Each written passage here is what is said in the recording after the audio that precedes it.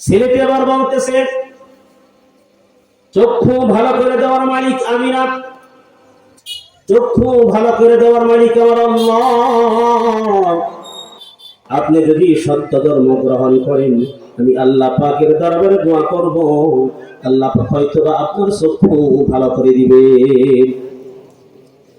এবার সেই বাদশার বন্ধু ওই ছেলেটির হাতে হাত রেখে ঈসাই ধর্ম, তৎকালীন সত্য ধর্ম গ্রহণ করলো। ওই বালকটি আল্লাহ পাকের দরবারে দোয়া করলো। দোয়া করার পরে তার চক্ষু সম্পূর্ণ ভালো হয়ে গেল। বলেন সুবহানাল্লাহ। এবার সে রাজদরবারে আগের মতো যে স্থানে বসতো সেই স্থানে বসলো। বসার পরে বাদশা জিজ্ঞাসা করলো, তুমি তো অন্ধ ছিলে, তোমার চক্ষু কি ভালো করে দিল? ওই বন্ধু বলল, আমার চক্ষু ভালো করেছেন আমার আল্লাহ। আমার মালিক যিনি, আপনার মালিক যিনি। বাদশা আবার বলতেছে, আমি ছাড়াও কি তোমার কোনো মালিক আছে? আমি ছাড়াও কি তোমার কোনো ইলা আছে? কয় হ্যাঁ, আপনি তো নকল ইলা, আমার যিনি আসল মাওলা, আসল ইলা, তিনি আমার চক্ষু ভালো করে দিয়েছে। বাদশা আবার সেনাবাহিনীর লোকদের খবর দিল, একে কারাগারের মধ্যে বন্দী করা হোক। ওই লোকটাকে কারাগারের মধ্যে বন্দী করা হলো। নির্যাতন, নিপীড়ন, নিষ্কিন্দুলার তার উপর চালানো হলো। রিমান্ডে নিয়ে যখন তাকে শাস্তি দিতে লাগলো, এক পর্যায়ে ওই লোকটি ওই বালকের খবর দিয়ে দিল, যে বালকের হাতে হাত রেখে সে সত্য ধর্ম গ্রহণ করেছিল।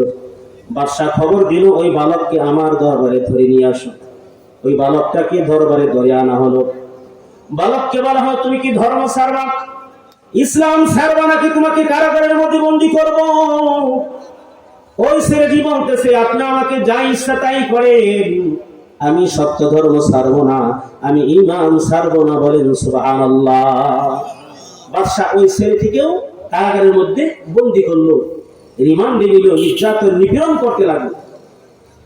এদিকে দরবেশ বলেছিল, দরবেশ যখন এই ছেলের ঘটনা শুনলো, সে একটা পাথর নিক্ষেপ করে বাঘকে মেরে ফেলেছে। তখন দরবেশ বলেছিল, তুমি অনেক কামিয়াবি অর্জন করেছ, অচিরেই তোমার উপর বিপদ আসবে। তোমার উপর যখন বিপদ আসে, খবরদার খবরদার আমার নাম কিন্তু প্রকাশ করবা না। ওই ছেলেটিকে যখন কারাগারে নিয়ে রিমান্ডে বিভিন্ন নির্যাতন, নিপীড়ন তার উপর চালাইলো, ওই ছেলেটা সেই দরবেশের কথাও বলে দিল। বাদশা হুকুম করলেন, যাও দরবেশকে ধরে নিয়ে আসো। দরবেশকে এবার রাজ দরবারে ধরে আনা হলো। দরবেশকে বলা হলো, তুমি কি ধর্ম ছাড়বা, ঈমান ছাড়বা, নাকি তোমাকে দুনিয়ার জমিন থেকে বিদায় করে দিব? দরবেশ বলতেছে, আমাকে যাই করেন, আমাকে মারেন আর কাটেন, যেই ধর্ম আমি সত্য ধর্ম গ্রহণ করেছি, এই ধর্ম আমি কোনোদিন ছাড়ব না। বলেন সুবহানাল্লাহ। বাদশা জল্লাদকে হুকুম দিল, এর জন্য করাত নিয়ে আসো, এর মাথার উপরে করাত চালিয়ে একে দ্বিখণ্ডিত করে দাও। এবার বাদশার হুকুমে জল্লাদ করাত নিয়ে আসলো। করাত আনার পরে ওই দরবেশকে, দরবেশের উপর করাত চালাইয়া তাকে দ্বিখণ্ডিত করে দিল। দরবেশ শহীদ হয়ে আল্লাহর তৈরি জান্নাতে চলে গেল। বলেন সুবহানাল্লাহ। ঈমান ছাড়লো না, ঈমানের পথে অবিচল রইল, ঈমানের পথে অবিচল রইল, ঈমান ছাড়লো না। এবার এই ছেলের পাপ বাদশা সেনাবাহিনী নিযুক্ত করলো, একে তোমরা কয়েকজনে ধরে পাহাড়ের চূড়ায় নিয়ে যাও, পাহাড়ের চূড়ায় নিয়ে যাও। পাহাড়ের চূড়ায় থেকে ছেলেটাকে ছেড়ে দিবে, আর পাহাড়ের চূড়ায় থেকে ছেলেটা গড়াইয়া গড়াইয়া মৃত্যুবরণ করবে। এবার যখন বাদশার লোকেরা ছেলেটাকে পাহাড়ের চূড়ায় নিয়ে গেল, ছেলেটা আল্লাহ পাকের দরবারে দোয়া করেন, আল্লাহ,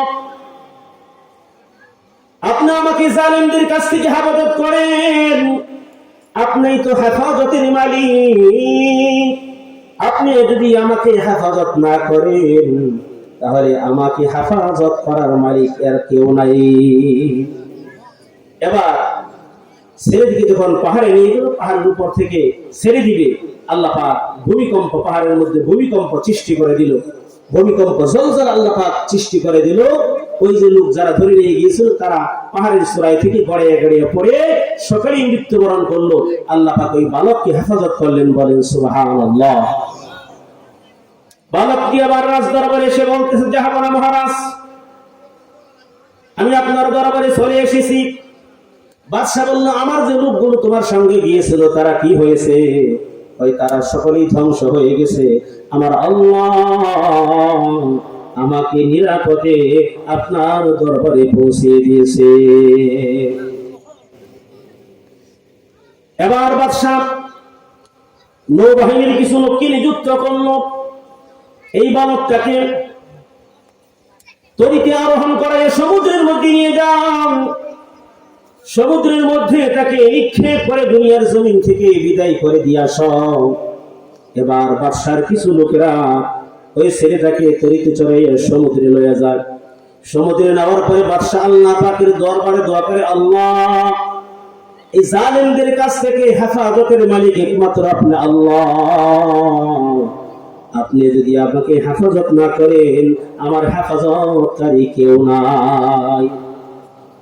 এবার আল্লাহ সুবহানাহু ওয়া তাআলা সমুদ্রের মধ্যে ঝড় তুফান আল্লাহ পাক সৃষ্টি করে দিলেন।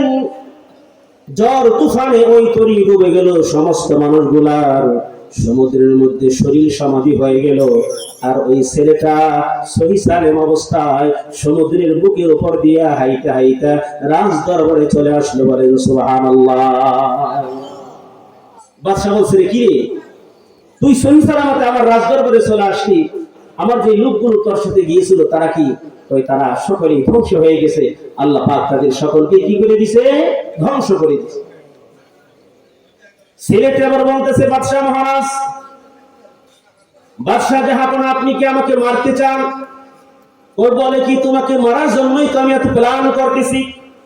কোন প্ল্যান আমি পাইলে উঠতে পারতেছি না, তোমাকে মারার জন্য তো এই কর্মকাণ্ড গুলো করতেছি।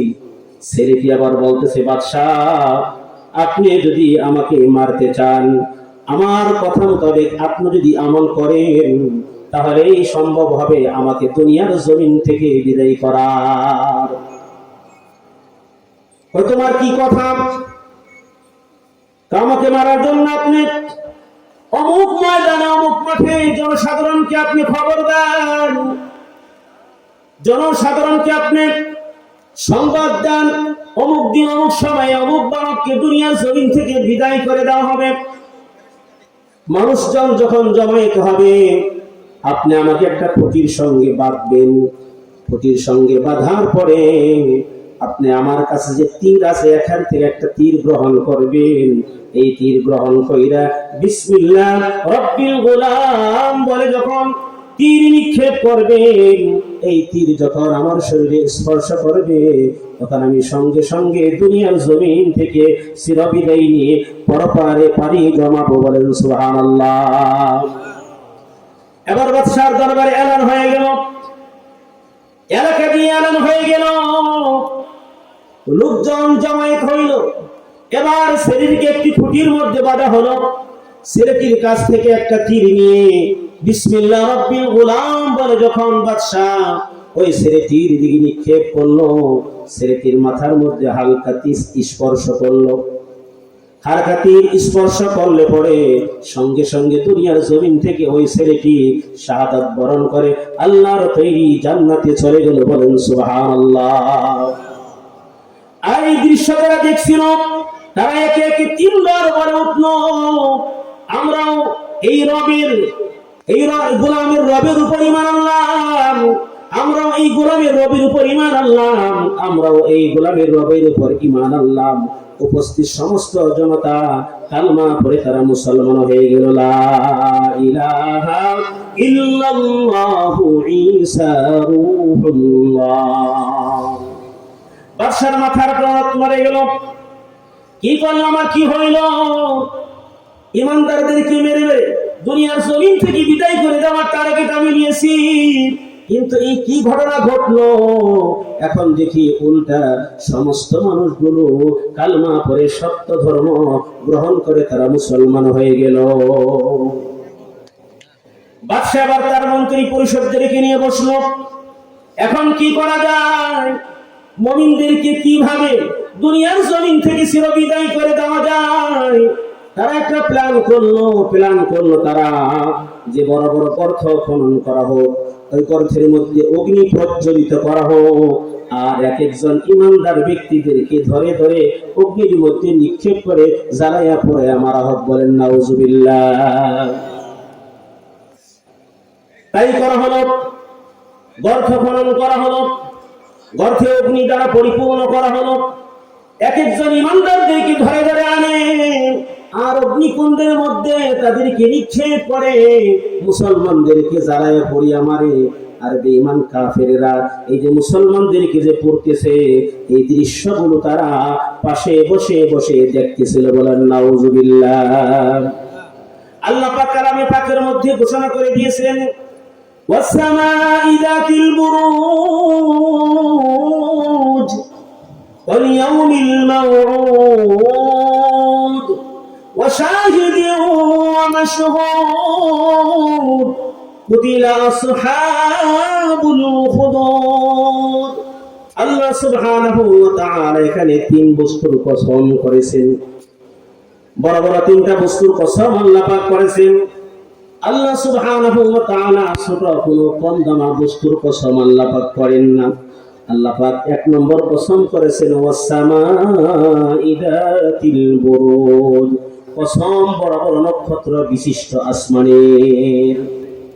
ওয়াল ইয়াউমিল মাউউদ, কসম কিয়ামত দিবসের। ওয়া শাহিদিন ওয়া মাশহুদ, কসম জুমার দিনের, কসম আরাফাত দিবসের। এই তিনটা কসম করার পর আল্লাহ পাক ঘোষণা করে দিয়েছেন কুতিলা আসহাবুল উখদুদ, পরীক্ষা খননকারীরা ধ্বংস হয়ে গেছে, পরীক্ষা খননকারীরা ধ্বংস হয়ে গেছে। এই যে তারা মুমিনদেরকে জানায় পড়ে মারতেছিল, দৃশ্যগুলো তারা দেখতেছিল। মুমিনরা হাসি মুখে তারা আল্লাহর রাস্তায় জান কুরবান করেছিল। একজন নারীকেও সেখানে আনা হলো, মুমিনা নারীকে। তার কোলের মধ্যে একটা শিশু সন্তান ছিল। মা একটু আগুনের ঝাঁপ দিতে ইতস্ত করেছিল। ওই শিশুর জবান দিয়ে আল্লাহ পাক, শিশুর মুখ দিয়ে আল্লাহ পাক জবান খুলে দেয়, শিশুর জবান খুলে যায়। শিশু আবার তার মাকে বলতেছে, মা তুমি বিলম্ব করো না, তুমি আগুনে ঝাঁপ দিতে দেরি হবে, আল্লাহর জান্নাতে প্রবেশ করতে তোমার দেরি হবে না। বলেন সুবহানাল্লাহ। ইমানের পথে অবিচল থেকে আমার মরণ যেন হয়, ইমানের পথে অবিচল থেকে আমার মরণ যেন হয়। তোমারই কাছে মিনতি আমার, মহামহিম দয়াময়, ইমানের পথে অবিচল থেকে আমার মরণ যেন হয়। জোরে জোরে বলেন মারহাবা। এই যে মুমিনদেরকে পড়িয়া মারতেছিল, আল্লাহ পাক মুমিনদেরকে অগ্নিকুণ্ডের মধ্যে নিক্ষেপ করার আগে মুমিনদের জানগুলো কবজ করে নিয়েছিলেন। এইভাবে তারা মুমিনদেরকে 12,000 মুমিনদেরকে তারা জ্বালিয়ে পুড়িয়ে মারছিল। পরিশেষে ওই আগুন উল্টো তাদের পিছনে ধাওয়া করেছিল। এই আগুন তাদেরকে, যারা আগুন প্রজ্বলিত করছিল, অগ্নি প্রজ্বলিত করছিল, এই আগুন তাদের পিছনে ধাওয়া কইরা তাদেরকে জ্বালিয়ে পুড়িয়ে ছারখার করে দিয়েছে। বলেন সুবহানাল্লাহ। আল্লাহ পাক কালামে পাকের মধ্যে ঘোষণা করে দিয়েছেন ফালাহুম আযাবু জাহান্নাম, সেই পরীক্ষার আগুন তো নির্বাপিত হয়ে গেছে, কিন্তু যারা এই পরীক্ষার অগ্নি যারা প্রজ্বলিত করেছিল, আমি আল্লাহ তাদের জন্য জাহান্নামের আযাব নির্ধারণ করে রেখে দিয়েছি। এমন জাহান্নামের আযাব, যেই জাহান্নামের আযাব কোনোদিন শেষ হবে না, তারা তো মুমিনদেরকে পুড়িয়ে পুড়িয়ে মারছিল, মুমিনদের আগুন তো এক সময় নিভে গিয়েছিল। আমি আল্লাহ পাক হামেশা জিন্দেগির জন্য তাদের জন্য জাহান্নামের আযাব নির্ধারণ করে রেখে দিয়েছি। তাদের জন্য ওই যে পরীক্ষা খনন করে, গর্ত খনন করে যারা মুমিনদেরকে দুনিয়ার জমিন থেকে শহীদ করে দিয়েছিল, আল্লাহ পাক তাদের জন্য যন্ত্রণাদায়ক আযাব শাস্তি আল্লাহ পাক তাদের জন্য রেখে দিয়েছে। তো প্রিয় হাজিরিন, এইভাবে ঈমানদার যারা হবে, মুত্তাকি পরহেজগার যারা, তাদেরকে আল্লাহ পাক বিভিন্ন ভাবে পরীক্ষা করেন। ওই মক্কাতুল মুকাররমায় আমার আপনার প্রাণপ্রিয় নবী ছিলেন নির্যাতিত, নিপীড়িত। সাহাবায়ে কেরাম রিদওয়ানুল্লাহি তাআলা আজমাইন আলাইহিস সালাতু ওয়াস সালাম কিরা ছিলেন নিপীড়িত, নির্যাতিত। ওই মক্কার কাফির মুশরিকরা, ওই আবু জেহেলের লোকেরা আমার আপনার প্রাণপ্রিয় নবীজিকে কত কষ্ট দিয়েছে। হযরত খুবাইব রাদিয়াল্লাহু তাআলা আনহুর ঘটনা। হযরত খুবাইব রাদিয়াল্লাহু তাআলা আনহু, কাফির মুশরিকরা হযরত খুবাইব রাদিয়াল্লাহু তাআলা আনহুকে বন্দী করে। উদ্দেশ্য ছিল ওই যে উহুদের যুদ্ধের মধ্যে কাফির মুশরিকরা তারা তাদের সন্তানদেরকে তারা হারিয়েছে, সন্তানরা হত্যা হয়েছে, হত্যার বদলা নেওয়ার জন্য হযরত খুবাইব রাদিয়াল্লাহু তাআলা আনহুকে বন্দী করে। হযরত খুবাইব রাদিয়াল্লাহু তাআলা আনহু, তার জন্য ফাঁসির কাষ্ঠ নির্ধারণ করা হয়েছে। ওই কাফির মুশরিকরা হযরত খুবাইব রাদিয়াল্লাহু তাআলা আনহুকে ফাঁসির কাষ্ঠে ঝোলাবে। হযরত খুবাইব রাদিয়াল্লাহু তাআলা আনহুকে বলতেছে, ও খুবাইব, তোমার শেষ মুহূর্তের কোনো চাওয়া পাওয়া আছে কিনা?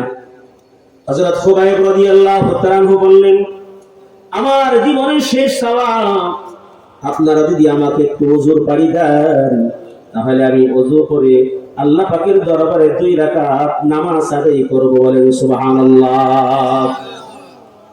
হযরত খুবাইব রাদিয়াল্লাহু তাআলা আনহুকে ওযুর পানি দেওয়া হলো।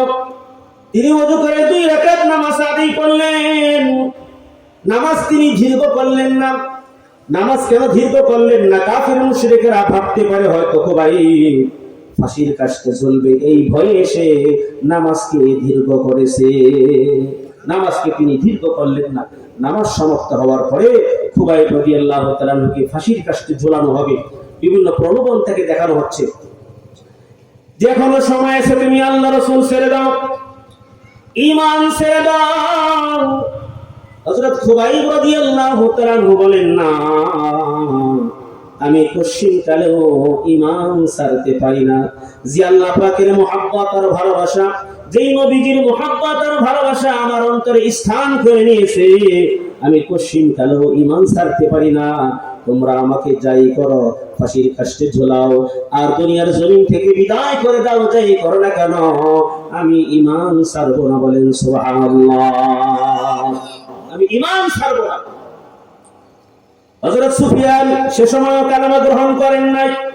হযরত সুফিয়ান বলতেছে, ও খুবাইব, তুমি শুধু এই কথাটুকু বলো যে আমার পরিবর্তে তোমার নবী তো অনেক দূরে, তোমার নবীকে এখানে আনা লাগবে না। তুমি শুধু বলো যে আমার পরিবর্তে আমার রাসূলকে ফাঁসির কাষ্ঠে ঝোলানো হোক। এই কথাটুকু তুমি শুধু বলো। হযরত খুবাইব রাদিয়াল্লাহু তাআলা বলেন, ও কাফির মুশরিকেরা, আমার নবীজির গায়ে একটু আসর লাগবে, একটু কাটার আসর লাগবে, এটাও আমি খুবাইব রাদিয়াল্লাহু তাআলা আনহু কোনদিন বরদাস্ত করব না। বলেন সুবহানাল্লাহ। হযরত খুবাইব রাদিয়াল্লাহু তাআলা আনহুকে কাফির মুশরিকরা ছুরিতে চড়ায় দিল। 70 জন তীরন্দাজ হযরত খুবাইব রাদিয়াল্লাহু তাআলা আনহুকে টার্গেট করে তীর নিক্ষেপ করতে লাগলো। হযরত খুবাইব রাদিয়াল্লাহু তাআলা আনহুর শরীরটাকে একেবারে ঝাঁঝরা করে ফেললো। আল্লাহ আমার রবি আমার সব, দমে দমে তনু মনে তারি অনুভব, দমে দমে তনু মনে তারি অনুভব। তোমার দুনিয়াতে প্রভু আমি যেদিকে তাকাই, কতই নিয়ামতে ডুবে আসি যে সবাই পাকপাকালির গানেও শুনি তসবিহ নরব আল্লাহ আমার রবি আমার সব দমে দমে তনু মনে তারি অনুভব। হযরত খুবাইব রাদিয়াল্লাহু তাআলা মনে মনে কল্পনা করতেছেন, আমার এই নির্মম সময়, আমার এই অন্তিম সময়, আমার আখিরি সালামটা যদি আমি নবীজির দরবারে পৌঁছে দিতে পারতাম। হযরত জিবরাইল আমিন আলাইহিস সালাতু ওয়াস সালাম হযরত খুবাইব রাদিয়াল্লাহু তাআলা আনহুর আখিরি সালাম নবীজির দরবারে পৌঁছে দিলেন। বলেন সুবহানাল্লাহ। এই খবর শুনে আমার আপনার প্রাণপ্রিয় নবীজি কাঁদতে লাগলেন। জিবরাইল আলাইহিস সালাতু ওয়াস সালাম বলেন, ইয়া রাসূলুল্লাহ, ইয়া হাবিবাল্লাহ, আপনি কাঁদবেন না। কাফের মুশরিকরা খুবাইবকে ফাঁসির কাষ্ঠে ঝুলাইতে দেরি হবে, খুবাইবকে আল্লাহ পাক জান্নাত দিতে বিলম্ব করবেন না। বলেন সুবহানাল্লাহ। এই জন্য প্রিয় হাজিরিন, মুমিন যারা হবে তাদের বিভিন্ন ভাবে পরীক্ষা দেওয়া লাগবে। আল্লাহ পাক কালামে পাকের মধ্যে ঘোষণা করে দিয়েছেন, وَلَنَبْلُوَنَّكُمْ بِشَيْءٍ مِّنَ الْخَوْفِ وَالْجُوعِ وَنَقْصٍ مِّنَ الْأَمْوَالِ وَالْأَنفُسِ وَالثَّمَرَاتِ وَبَشِّرِ الصَّابِرِينَ। আল্লাহ পাক কালামে পাকের মধ্যে ঘোষণা করে দিয়েছে, আমি তোমাদের পরীক্ষা করব। وَلَنَبْلُوَنَّكُمْ بِشَيْءٍ مِّنَ الْخَوْفِ, কখনো ভয় দিয়ে আমি তোমাদেরকে পরীক্ষা করব। কখনো ক্ষুধা দারিদ্রতা দিয়ে আমি আল্লাহ তোমাদেরকে পরীক্ষা করব। অনাকসিম মিনাল আমওয়াল, কখনো মালের ক্ষতি হয়ে যাবে, কখনো জানের ক্ষতি হয়ে যাবে। যারা এই বিপদ মুহূর্তে ধৈর্য ধারণ করতে পারবে, আল্লাহ পাক ঘোষণা করে দিয়েছেন, ওয়াবাশশিরিস সাবিরিন, সবরকারীদেরকে আপনি জান্নাতের সুসংবাদ শোনায়া দেন। বলেন সুবহানাল্লাহ। যারা ঈমানদার তারা একমাত্র আল্লাহ পাকের জন্য জীবন দিতে পারে। ঈমানদার নাই তারা দেশের জন্য জীবন দিতে পারে, কি বলেন ঠিক কিনা? দেশের জন্য জান কুরবান করতে পারে। এই জন্য প্রিয় হাজিরিন, সম্মানিত উপস্থিতি, সম্মানিত হাজিরিন, আল্লাহ পাক আমাদেরকে দুনিয়ার জমিনে পাঠাইছেন। আল্লাহ পাক আমাদেরকে ঈমান আমল তৈরির জন্য এই দুনিয়াতে পাঠাইছেন, কি বলেন ঠিক কিনা? আমার আপনার ঈমান আমল কিভাবে তৈরি হবে? এই ঈমানি মুযাকারা, ঈমানি আলোচনা যত বেশি বেশি আমি আপনি শুনবো, তত বেশি বেশি আমার আপনার ঈমানের নূর, ঈমানের আলো, ঈমানের ভোল্টেজ বাড়তে থাকবে, কি বলেন ঠিক কিনা? এই জন্য প্রিয় হাজিরিন, সম্মানিত উপস্থিতি, আমাদের সকলকেই দিনদার হতে হবে, পরহেজগার হতে হবে, মুত্তাকি হতে হবে। সন্তানদেরকে দিনদার বানানোর জন্য চেষ্টা করতে হবে। সন্তানদেরকে দিনদার বানানোর ফ্যাক্টরি হলো মাদ্রাসা। এই মাদ্রাসা ছাড়া আমাদের সন্তানদেরকে দিনদার বানানোর আর কোনো লাইন, কোনো পথ নাই, কি বলেন ঠিক কিনা? এই আল কোরআনের পথ ছাড়া দিনদার বানানোর বিকল্প আর কোনো পথ নাই, কি বলেন ঠিক কিনা? আল কোরআনের পথ, এই পথই আসল পথ, অন্য পথে অন্য মতে নিজে রহমত, অন্য পথে অন্য মতে নিজে রহমত। আল কোরআনের আলোয় যার জীবন আলোকিত, সে চির বিপ্লবী, নয়তো কোন ভীত, নয়তো কোন ভীত। যার বুকে শুধুই খুদার ইয়াতই মুহাব্বত, ইয়াতই মুহাব্বত। আল কোরআনের পথে, পথই আসল পথ, অন্য পথে অন্য মতে নিজে রহমত। এই জন্য আমাদের সন্তানদেরকে আলেম বানানো লাগবে। আলেম হাফিজের সন্তান যদি আমি আপনি, আলেম হাফিজের মাতা পিতা যদি আমি আপনি হতে পারি, ওই হাসরের ময়দান আল্লাহ সুবহানাহু ওয়া তাআলা আমার আপনার মাথার মধ্যে নূরের মুকুট পরাইয়া দিবেন। বলেন সুবহানাল্লাহ। সন্তানদেরকে যদি আমি আপনি আলেম বানাই, হাফিজ বানাই, একজন হাফিজ কোরআনের কত দাম, কত মূল্য! একজন হাফেজ কোরআনকে হাসরের ময়দানে বলা হবে, হাফেজ কোরআন তুমি এদিকে আসো। হাফেজ কোরআন আসবে, আল্লাহ পাক বলবেন, হাফেজ কোরআন তোমার অন্তরের মধ্যে 30 পারা কোরআন, যে অন্তরের মধ্যে 30 পারা কোরআন, ওই অন্তরকে আমি জাহান্নামের আগুন দ্বারা জ্বালাইতে পারি না, যাও যাও তুমি জান্নাতে চলে যাও। হাফেজ কোরআন ঘুরে আসবে, বলবে, আল্লাহ আমি একা জান্নাতে যাব না,